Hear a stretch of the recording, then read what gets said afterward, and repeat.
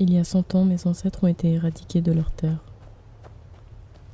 Aujourd'hui, sur ces terres, il ne reste rien de leur histoire.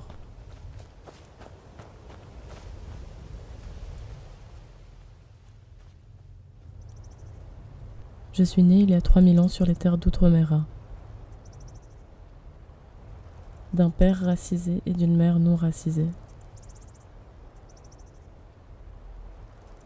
Je suis la seule survivante de la génération des hybrides, ces êtres aux peaux mates et au pouvoir fantastique.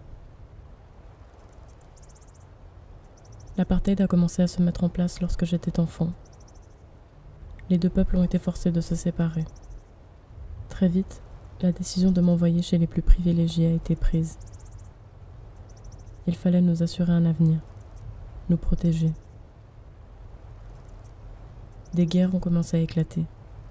C'est comme ça que nous avons quitté ma terre, avec ma mère, pour le nouveau continent, l'Aurora. Mon père est resté derrière nous. Je ne l'ai jamais revu. La dictature s'est également installée sur le nouveau continent, petit à petit. Tout a commencé à être contrôlé, les rebelles à être évincés. Du moins, c'est ce qu'ils pensaient.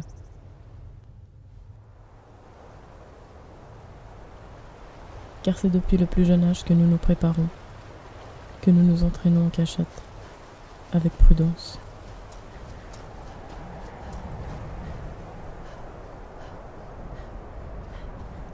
Nous sommes beaucoup à présent, beaucoup de soi-disant rebelles, mais nous croyons en un monde libre et nous sommes prêts à faire couler le sang s'il le faut pour le créer.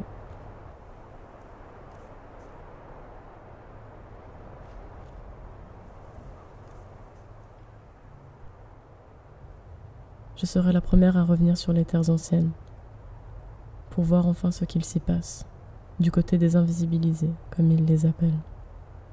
Je suis chargée de lancer l'attaque. La sortie du territoire a été orchestrée. Nous n'avons pas de nouvelles de tout le peuple depuis maintenant 100 ans. Il nous est interdit d'y retourner, même de tenter tout contact. Tout le monde sait que quelque chose est passé sous silence, que quelque chose de très grand, de très grave est arrivé. En arrivant, j'ai découvert des terres vastes,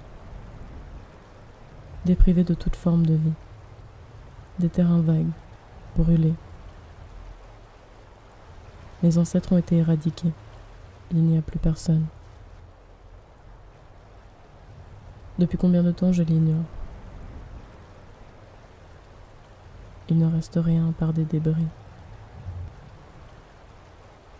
Rien à part l'ennemi, qui a commencé depuis à se réapproprier ces terres colonisées. J'ai manqué les luttes, le conflit et la colonisation de ces terres, des miens. Aujourd'hui, ils m'ont privé d'une partie de mon identité. Elle m'est manquante et je ne pourrai pas la remplacer. Une partie de mon histoire s'est écrite sans moi. Je suis redevable. Alors j'erre, jour après jour, et je réfléchis. Je défile dans ces vallées qui me paraissent si familières. Là où tout s'est passé. Là où tout s'est terminé pour les derniers de mon espèce. Je fais partie des derniers survivants mixtes. Et pourtant, je manque de la moitié de mon histoire. La plus riche.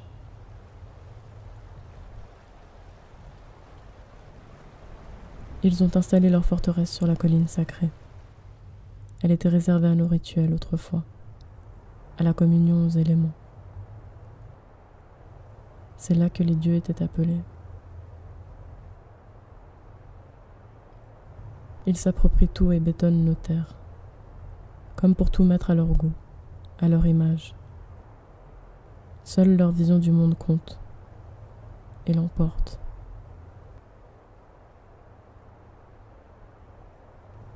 Chaque jour, je les observe. Je me suis acclimatée au moindre de leurs déplacements, à leurs faits et gestes. Je veux les prendre en surprise. Je me suis préparée mentalement et physiquement.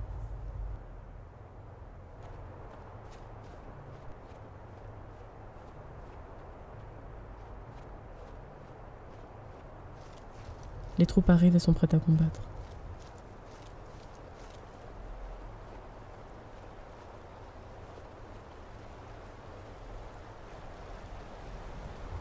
J'ai le pouvoir d'invisibilité. Les terres sont sauvages.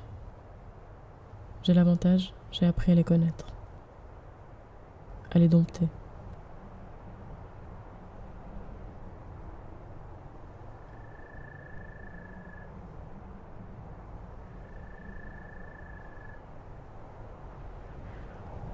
J'ai l'énergie des ancêtres avec moi.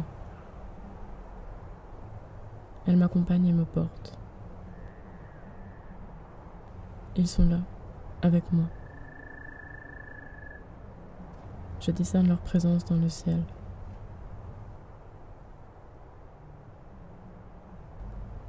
Je leur dédie ma bataille.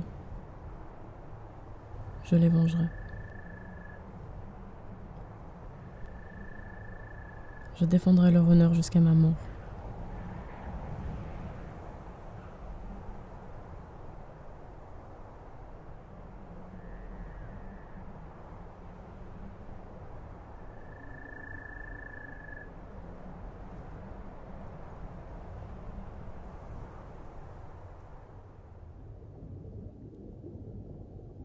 Nos troupes sont composées de non-racisés, comme ma mère, prêts à joindre leurs forces aux nôtres. Ma mère est une femme forte. Elle s'est toujours battue contre ce système. C'est elle qui m'a initiée à la rébellion. Aujourd'hui, le moment de passer à l'action est arrivé. À cause ou plutôt grâce à mes pouvoirs, j'ai été désignée.